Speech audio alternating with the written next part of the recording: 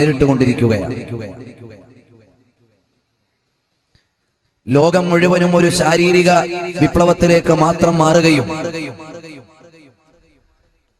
ആത്മീയമായ തലത്തെ മാറ്റിവെച്ചുകൊണ്ട് ആലോചിക്കുകയും ചെയ്തപ്പോഴാണ്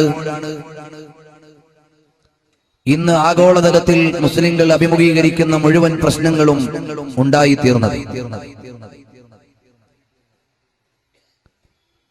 ഇന്ന് നാം കാണുന്ന അറബ് ഇസ്ലാമിക രാജ്യങ്ങളെല്ലാം